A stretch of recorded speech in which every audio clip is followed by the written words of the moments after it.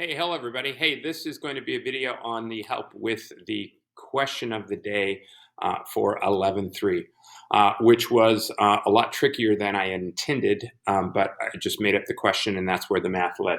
All right, so to get into this question, we've got a light plane that's trying to go 300 miles due south of its starting point, and it has a velocity of 155 kilometers per hour.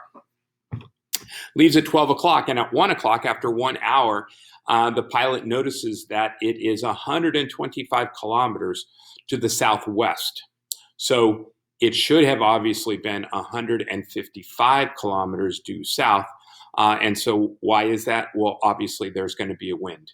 So the wind is slowing it down going south, and it's also pushing it west. So we want to find what the wind is, and that is part A.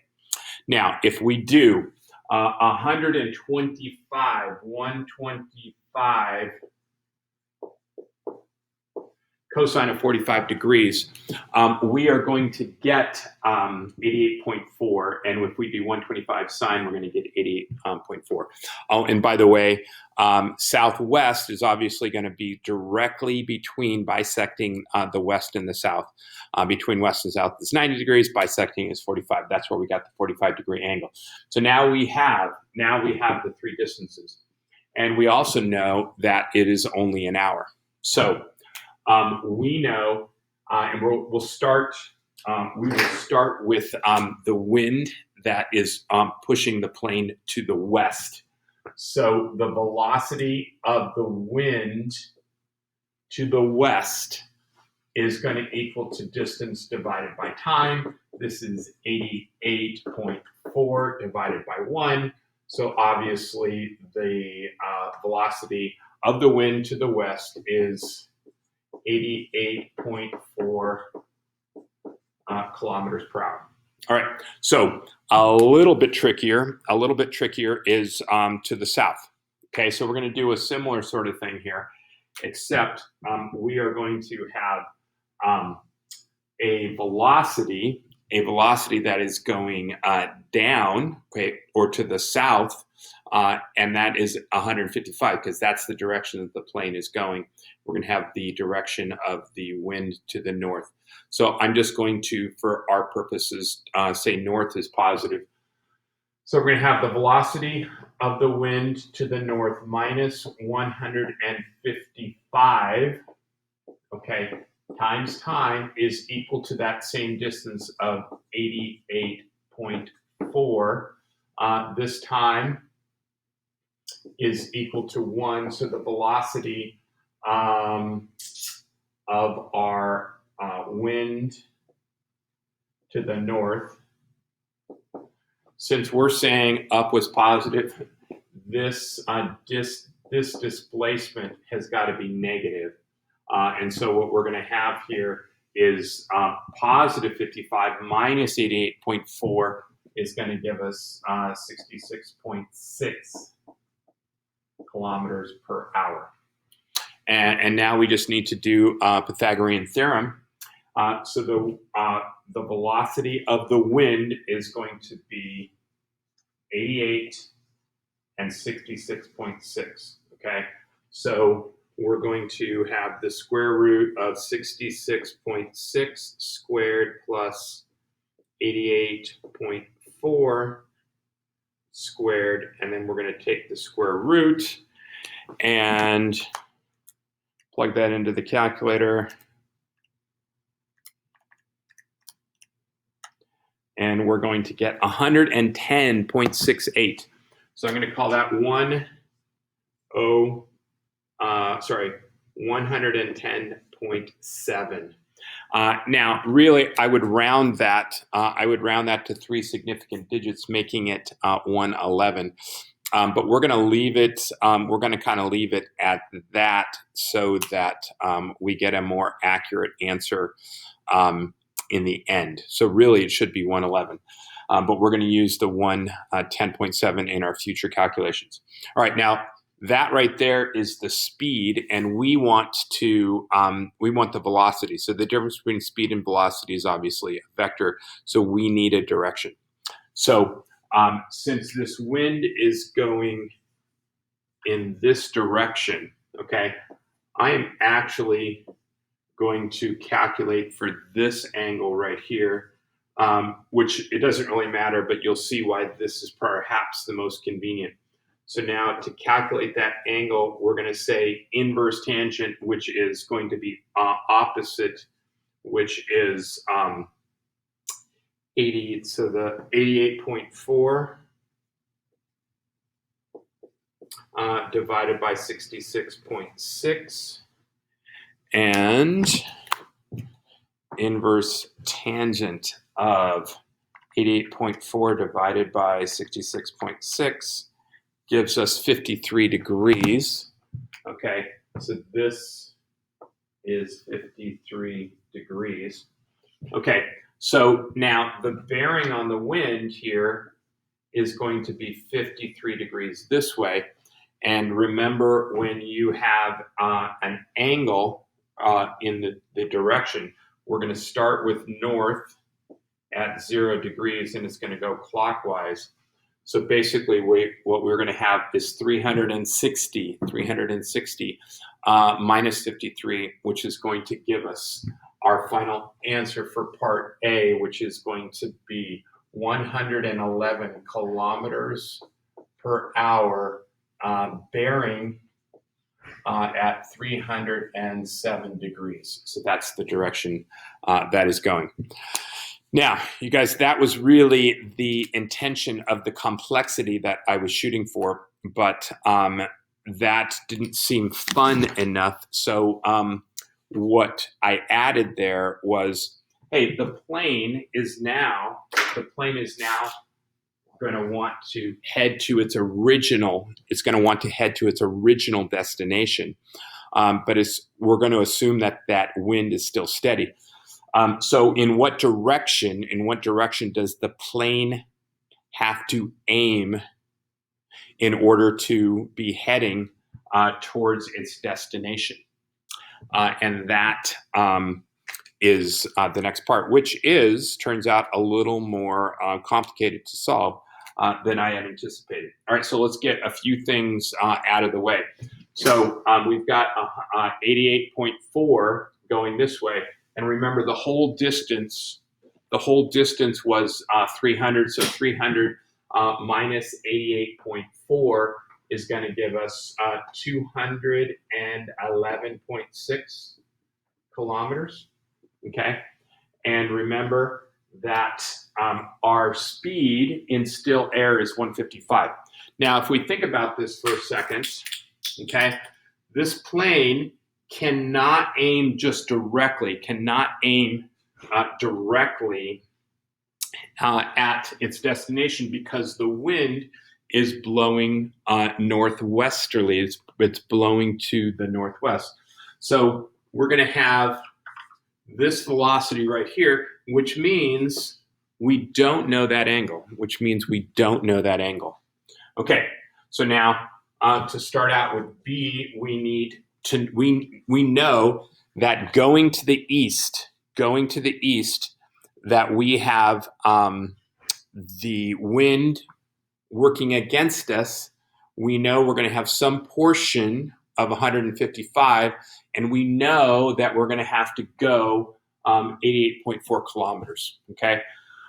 So we're going to have velocity times time is equal to displacement, okay? So our velocity is going to be 155. And again, if we use this angle right here, it's going to be cosine theta.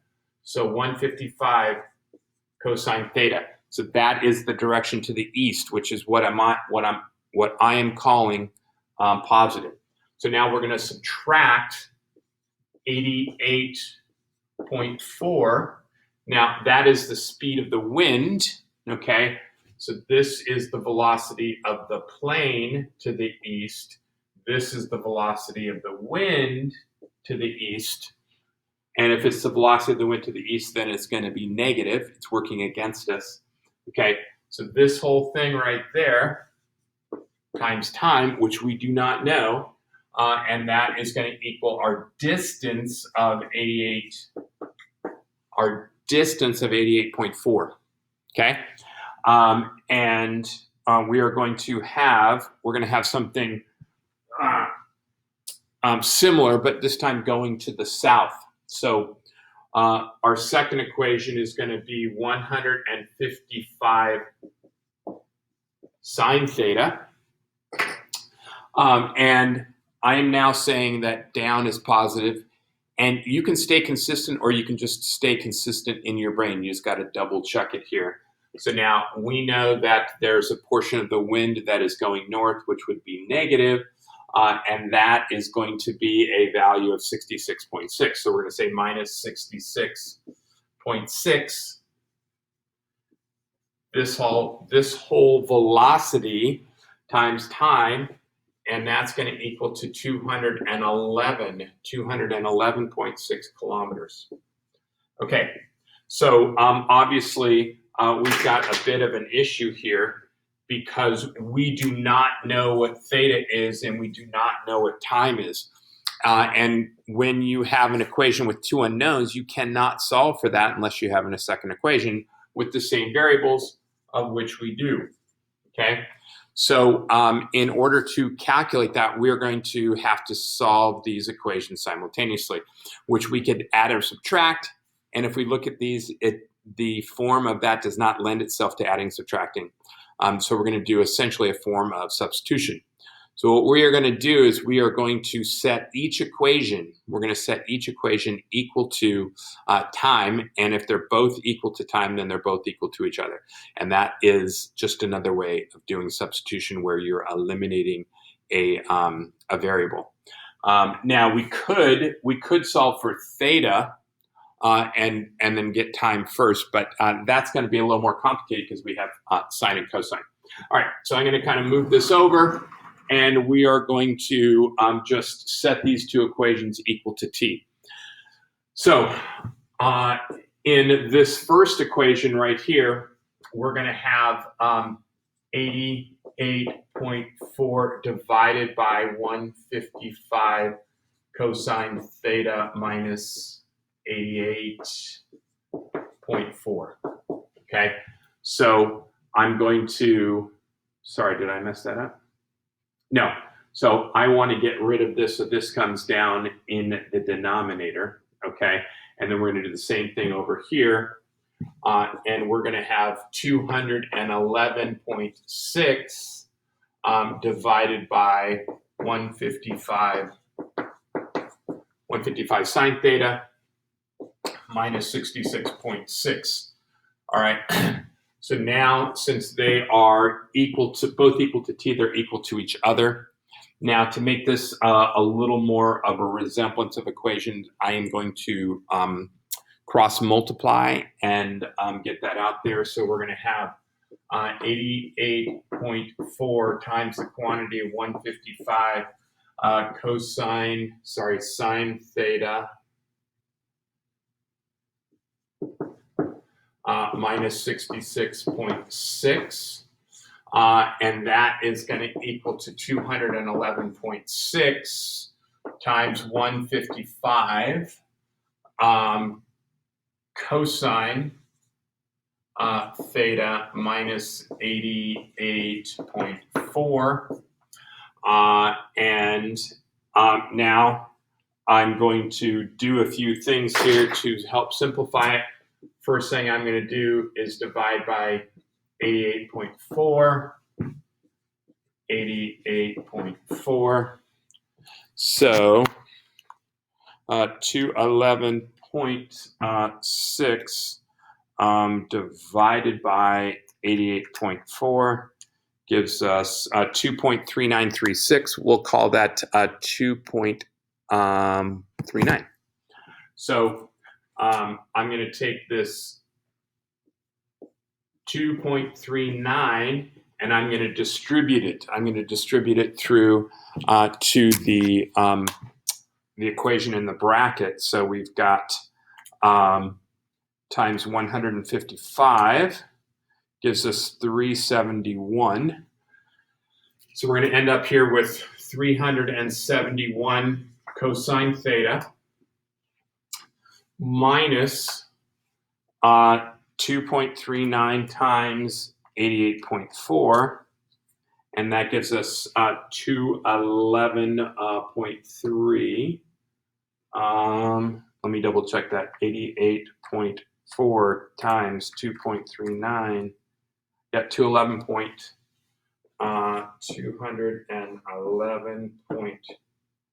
we'll call it 3. Okay, that is equal to 155 sine theta minus 66.6. We can now just move everything to one side and set it equal to 0. So we're going to have 155 sine theta minus 371 cosine theta, and that's going to end up being plus 66.6 minus 211.3 gives us 144.7 plus 144.7 is equal to 0.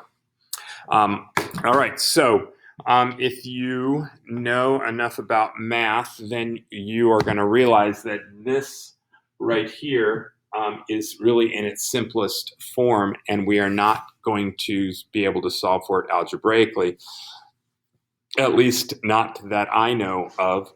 And so what we're going to do is we're going to graph this function, and we're going to find the 0 that is in the first quadrant. Okay, so I'm going to kind of move this over here, and let's keep that equation right there. And so you should probably be familiar. You should probably be familiar with graphing a function on your TI-84 or TI-89. Okay, so I'm going to hit the y function to graph, and then I am going to put in 155 sine, and then I'm going to hit this variable which says x, t, theta, and n. So I'm going to hit that, and then I'm going to say minus 371, and that's going to be cosine of that angle. And then I'm going to have plus 144.7, and then I am going to I'm going to hit zoom, and then I'm going to hit 7. Okay, so when it graphs that, it's just going to graph it in a sort of a trig pi and 2 pi hashtags. Okay, so when we look to the right of our index, we're going to see that there is an angle. We're going to see that there's an angle between our origin and pi over 2. So it looks like on here it's going to be about 45 degrees. But what we want to do is we want to solve for that. We want to solve for that by finding the 0. So obviously there's a bunch of zeros there, but again, we want the one that is going to be in the first quadrant. And so what we're going to do is we're going to go second calc, and then we're going to give a bunch of options, and we want the 0. So we're going to hit 2. And now it's asking us for the left bound. So as we toggle to the right, we get x is equal to 7.5, which is negative. It's getting less negative. And finally, it is going to go from negative 8.03 to positive 41.8. So now at the negative, we're going to hit enter. We're going to toggle one more to the right, which is going to give us a positive value. We're going to put enter, and then we can put that in there. and now it gives us an angle of 46.2 degrees, 46.2 degrees. Now, if you were in radian, which you might have been taught to do your graphing in radians, that is fine too. You're going to get something around 0.76. You're going to multiply by 180 and can divide by pi, and then you should get the same 46.2 degrees. So we know, and let's go, we know our angle here is 46 what did I say? I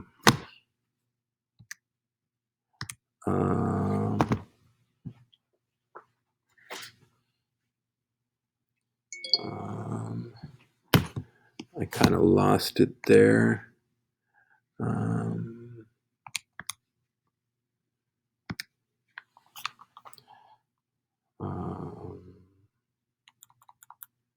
Sorry about that.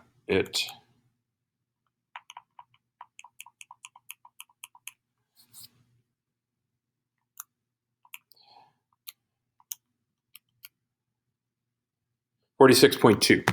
Okay, so 46.2 degrees. So this is going to be our theta. Now that theta is, of course, our reference angle. Okay, and we said that reference angle was right up here, so that if we kind of draw this, okay, and we put it here, we're going to end up having 46.2 degrees. Now remember, this is going to be north, and as we come around, that is going to go positive. So if we go 180, which is south, back 46.2, 180 minus 46.2 is going to give us 133.8.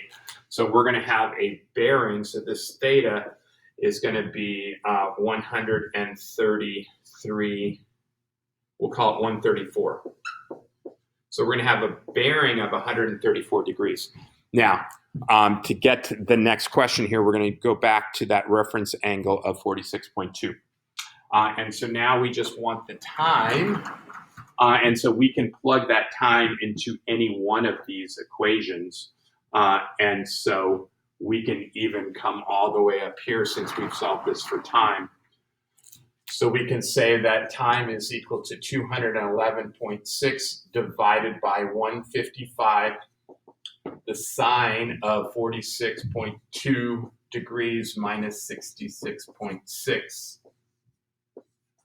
And let's plug that into the calculator, and we're going to say 211.6 divided by the quantity of 155 sine 46.2 minus 66.6, close parentheses, equals, and we're getting 4.67, okay?